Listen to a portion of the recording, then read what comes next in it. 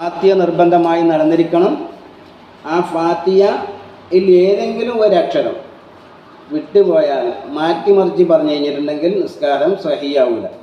ഇപ്പം നമ്മളെല്ലാവരും ഇവിടെ ഖുർആൻ ക്ലാസ്സിലൂടെ വന്ന് പഠിക്കുന്നുണ്ട് അല്ലേ? പക്ഷെ നമ്മളെ ഉമ്മമാർ, നമ്മളെ ഉപ്പമാർ, നിങ്ങളെ പുരയിലുണ്ടാകുന്ന ബാക്കി ഇച്ഛമാർ, ഇഞ്ഞമാർ, ഇവരെല്ലാവരും അതിൻ്റെതായ രീതിയിൽ തന്നെയാണ് ഖുർആൻ ഓതുന്നതെന്ന് നിങ്ങൾക്ക് ഉറപ്പുണ്ടോ? ഉണ്ടോ? ഇല്ല അല്ലേ? ഖുർആനിലെ ഏതെങ്കിലും ഒരക്ഷരം, ഇപ്പം നമ്മൾ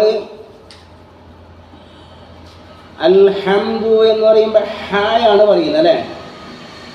ഈ ഹാന് അൽഹംദുലില്ലാഹി റബ്ബിൽ ആലമീൻ എന്ന് പറഞ്ഞ നിസ്കാരം സഹിയാവോ? നമ്മൾ പുസ്തകത്തിൽ പറഞ്ഞിരുന്നു. പുസ്തകത്തിൽ എല്ലാവരും പുരയിൽ വായിച്ചിനോ കണ്ടിനോ അറിഞ്ഞിനോ ഒന്നും അറിയില്ല. അൽഹംദുലില്ലാഹി റബ്ബിൽ ആലമീൻ കേൾക്കുമ്പോൾ അൽഹംദു തന്നെയാണ്, പക്ഷെ അത് നിസ്കാരം സഹിയാവോ? ഇല്ല. ഹാ തന്നെ പറഞ്ഞാലേ നിസ്കാരം സഹിയാവുള്ളൂ. അതേ പ്രകാരം അൽഹംദുലില്ലാഹി റബ്ബിൽ ആലമീൻ, ഈ ഐനായിട്ട് തന്നെ പറഞ്ഞാലേ നിസ്കാരം സഹിയാവുള്ളൂ. ഫാത്തിഹയിൽ എത്ര ഐനുണ്ടെന്നറിയോ? 6 ഐനുണ്ട്. നമ്മൾക്ക് നിർബന്ധമായ എത്ര വക്ത് നിസ്കാരമുണ്ട്? 17 വക്തുണ്ട് ഒരു ദിവസത്തിലല്ലേ? സുബഹി, ളുഹർ, അസ്ർ, മഗ്രിബ്, ഇശാ ആയിട്ട് 17 വക്തുണ്ട്. 6-17 102 പ്രാവശ്യം ഉച്ചരിക്കുന്ന ഒരു വാക്കാണ്, ഒരക്ഷരമാണ് ഐന് അല്ലേ? അപ്പോൾ അൽഹംദുലില്ലാഹി റബ്ബിൽ ആലമീൻ, ആലമീൻ എന്ന് പറഞ്ഞാൽ മാത്രമേ നിസ്കാരം സഹിയാവുള്ളൂ. അതുപോലെ ബാക്കി 5 സ്ഥലത്തും ഇതുപോലെ ഐന് തന്നെ ഉച്ചരിക്കണം. അൽഹംദുലില്ലാഹി റബ്ബിൽ ആലമീൻ, ആലമീൻ എന്ന് പറയുമ്പോൾ ഏതാ അക്ഷരം വന്നേ? ഹംസ്. ഹംസ് ഉച്ചരിച്ച് കഴിഞ്ഞാൽ നിസ്കാരം സഹിയാവോ? അപ്പം ഇത് വീട്ടുകാരെ പറഞ്ഞ് നിങ്ങൾ മനസ്സിലാക്കണം. നിങ്ങൾ മാത്രം നന്നായാൽ മതിയോ? ഇല്ല. നമ്മളെ പുരക്കാർ നരകത്തിലായിട്ട് നമ്മൾ സ്വർഗത്തിലാകാൻ പാട്ടോ? ഇല്ല. നമ്മളെല്ലാവരും ഒന്നിച്ച് സ്വർഗത്തിലേക്ക് പോകണ്ടേ? അപ്പം നിങ്ങൾക്ക് അറിയുന്നവർക്കെല്ലാം അത് പറഞ്ഞു കൊടുക്കുകയും വേണം. ഹാൻ്റെ സ്ഥാനത്ത് ഹാ തന്നെ പറയണം, ഐനിൻ്റെ സ്ഥാനത്ത് ഐന് തന്നെ മൊഴിയണം.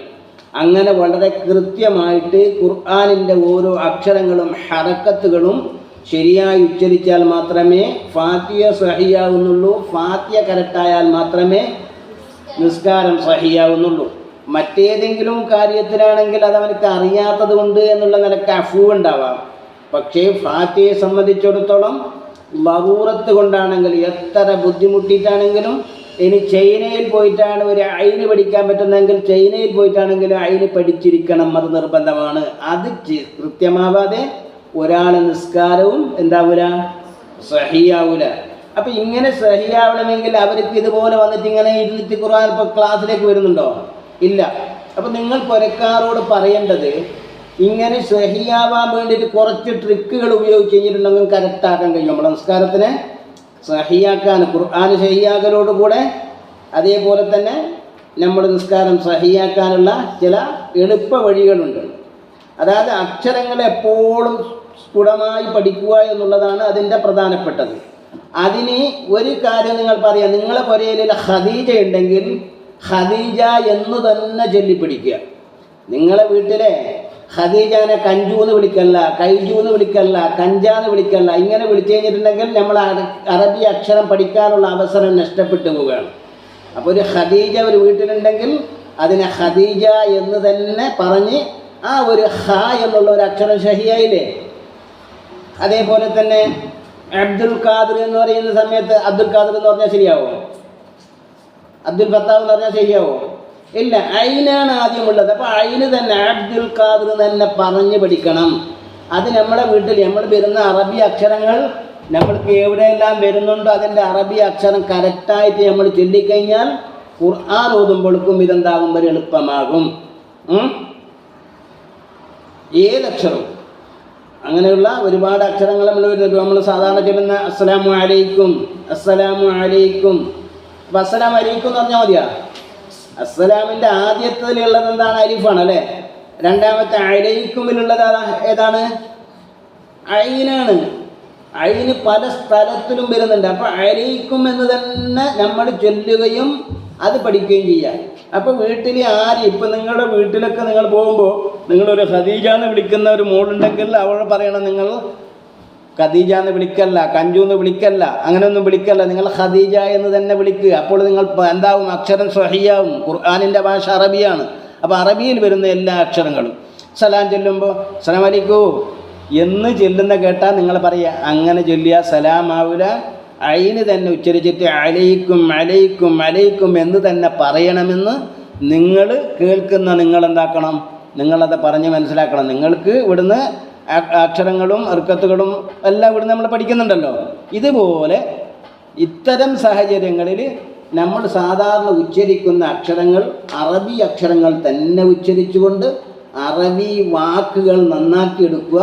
അത് ഖുർആൻ നന്നായി പഠിക്കാനുള്ള ഒരു എളുപ്പ വഴിയാണ്. ഓക്കെ, ഇങ്ങനെ സാധാരണ ഉച്ചരിക്കുന്ന വാക്കുകളിൽ ഇങ്ങനെയുള്ള അക്ഷരങ്ങളില്ല.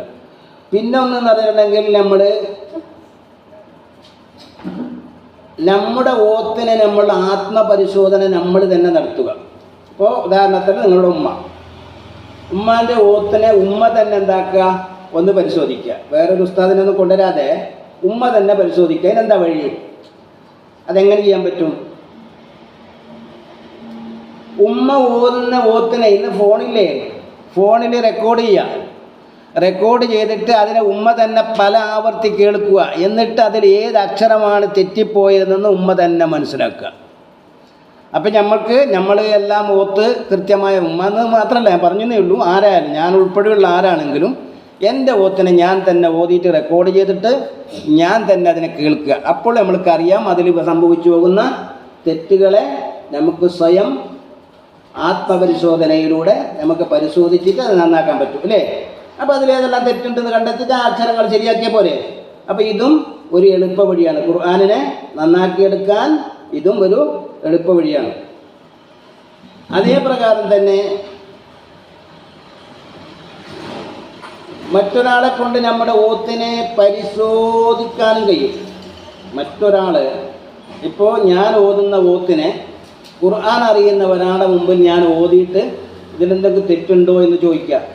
അതിലെന്തെങ്കിലും നാണക്കേടുണ്ടോ? ഇല്ല. കാരണം നമ്മുടെ ഇവിടെ നിശ്ചലമായ ചെറിയ ജീവിതമല്ലേ, നമുക്ക് സ്വർഗത്തിലേക്ക് പോകണ്ടേ? ആ പോകണമെങ്കിൽ നമ്മൾ ഖുർആൻ ഓത്ത് സഹിയാവണ്ടേ? എന്നാലും നിസ്കാരം സഹിയാവൂ. നിസ്കരിക്കാതെ ഒരുത്തൻ സ്വർഗത്തിലേക്ക് എടുക്കുമോ? നിസ്കാരം സഹിയാവാതെ സ്വർഗത്തിലെടുക്കൂലല്ലോ. അപ്പോൾ എന്ത് വേണം? ഒരാളെ കൊണ്ട് പരിശോധിപ്പിക്കുന്നതിൽ അതിന് യാതൊരു നാണക്കേടും കരുതണ്ട. ഞാൻ ഓതുന്നു, എന്നിട്ട് അതിനെ മറ്റൊരു ഓത്ത് അറിയുന്ന ഒരാളെ കൊണ്ട് കേൾപ്പിച്ചിട്ട് അതിനെന്താക്കുകയാണ്? ഇത് ശരിയാണോ, ഇതിലെന്തൊക്കെ തെറ്റുണ്ടോ എന്ന് സ്വയം പരിശോധിക്കാൻ വേണ്ടി തയ്യാറാകുക. അതിപ്പോൾ വേണമെങ്കിൽ നേരിട്ട് ആവണമെന്നില്ല. മൊബൈലിൽ ഓതി ഖുർആൻ ഓതിയിട്ട് അതിനെ അറിയുന്ന ഒരാൾക്ക് അയച്ചു കൊടുത്തു. എന്നിട്ട് പറയുന്നത് ഇതിൽ ഖുർആനിൽ ഞാൻ ഓതിയ ഫാത്തിഹയിൽ എന്തെങ്കിലും തെറ്റുണ്ടോ എന്ന് സ്വയം പരിശോധിക്കാനും കഴിയും. അങ്ങനെ എല്ലാ വിധത്തിലും നമ്മുടെ ഖുർആൻ നന്നാക്കിയെടുത്ത് അതിലൂടെ നിസ്കാരം സഹിയാക്കാൻ വേണ്ടി ശ്രമിക്കുക. നിസ്കാരം എന്നല്ല, എപ്പോഴും ഖുർആനാണെങ്കിലും ഖുർആനിൻ്റെ നമ്മൾ ഓതുന്ന പ്രതിഫലം കിട്ടണമെങ്കിൽ അത് സഹിയാവണ്ടേ, കറക്റ്റാവണ്ടേ? അതേപോലെ ചില ആൾക്കാരുണ്ട്, ഏതെങ്കിലും ഓത്തൊരാൾക്ക് കേട്ടിട്ടുണ്ടാവാം. അയാളെ സംബന്ധിച്ചിടത്തോളം അയാൾ നല്ല ആളായിരിക്കാം, പക്ഷെ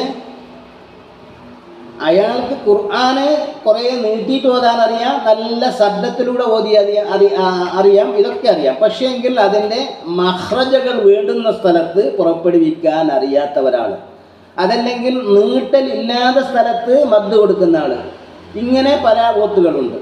അങ്ങനെ നമ്മൾ ഏതെങ്കിലും ഒരു ഓത്തിനെ കേട്ടിട്ട് ഇതാണ് ശരിയെന്ന് നമ്മൾ മനസ്സിലാക്കാൻ പറ്റില്ല. നമ്മളങ്ങനെ ഒരു ഓത്തിനെ കേട്ട് കഴിഞ്ഞിട്ടുണ്ടെങ്കിൽ അതിനെ നമ്മൾ മറ്റൊരാളോടും കൂടി നമ്മൾ അന്വേഷിക്കണം. മറ്റ് ഖുർആനെ നമ്മൾ ഉസ്താദുണ്ടല്ലോ ഇവിടെ പഠിപ്പിക്കാൻ വരുന്ന ഉസ്താദ്, അങ്ങനെ ഉസ്താദന്മാരെ പോലത്തവരെ കൊണ്ട് അത് നമ്മൾ എന്താക്കണം? പരിശോധിപ്പിക്കുകയും കൂടെ ചെയ്യണം. അങ്ങനെ ചെയ്യുമ്പോൾ നമുക്ക് എന്താകാം? അതിൻ്റെ തെറ്റുകൾ കൂടാതെ ഓതാനുള്ള മറ്റൊരു മാർഗമാണ്. അതല്ലാതെ ഏതെങ്കിലും ഒരു ഓത്ത് കേട്ട് ആൾ ഓതുന്നത് എങ്ങനെയാണ്, ചിലപ്പോൾ നിങ്ങൾ മനസ്സിലാക്കും ഞാനൊരു ഉസ്താദാണ്, ഞാൻ ഓതുന്നുണ്ട്, ആ ഉസ്താദ് ഓതുന്നത് എങ്ങനെയാണ് എന്ന് പറഞ്ഞിട്ട് എന്നെ പോലെ ഓതിയാൽ പറ്റുമോ? അല്ല, എൻ്റെ ഓത്തിനെയാണെങ്കിൽ നിങ്ങൾ എന്താക്കണം? നിങ്ങൾ പഠിച്ചവരല്ലേ, ഇവിടെ നന്നായിട്ട് പഠിപ്പിക്കുന്നില്ലേ? ആ പഠിക്കുന്ന നിങ്ങൾ അതിൽ ഞാൻ ഓതുന്നതിലും വല്ല തെറ്റുണ്ടെങ്കിൽ എന്നെയും കൂടി ബോധ്യപ്പെടുത്തണം നിങ്ങൾ. അതുപോലെ മറ്റുള്ള എവിടെ നിന്ന് ഓത്ത് കേട്ടുകഴിഞ്ഞാൽ ഇതന്നെ ശരിയാണ് എന്ന് വെക്കാതെ ആ ഓത്തിനെ നമ്മളെന്താക്കണം? സ്വയം പരിശോധിക്കുകയും മറ്റുള്ളവരോട് നമ്മളെന്താക്കരുത്? അങ്ങനെ തന്നെ അനുകരിക്കുകയും ചെയ്യുകയും വരുത്. അതേ സമയത്ത് ഖുർആനിനെ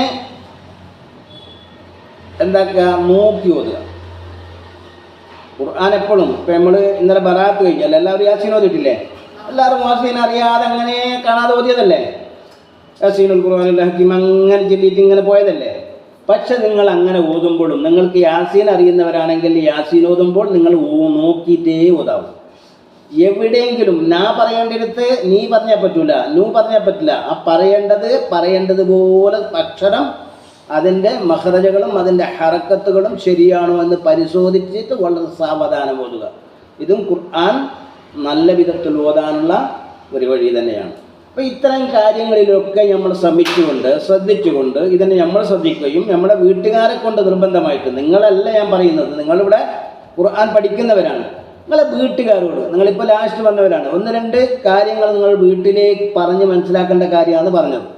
ഒന്ന്, വീട്ടുകാർ ഖുർആൻ നന്നാക്കാൻ അവർ സ്വന്തം ഒന്ന് റെക്കോർഡ് ചെയ്തിട്ട് ആ റെക്കോർഡ് അവർ വീണ്ടും കേൾക്കുക. പല ആവർത്തി കേൾക്കുമ്പോൾ അതിൽ അവരിൽ നിന്ന് വന്ന തെറ്റുകൾ അവർക്ക് സ്വയം മനസ്സിലാക്കാനും അതിനെ തിരുത്താനും സാധ്യമാണ്. അങ്ങനെയുള്ള കുറച്ച് കാര്യങ്ങളാണ് പറഞ്ഞത്. ഇത്തരം കാര്യങ്ങൾ നമ്മൾ പുരക്കാരോടും പറയണം. റമദാനാണ് വരുന്നത്, ഖുർആനിൻ്റെ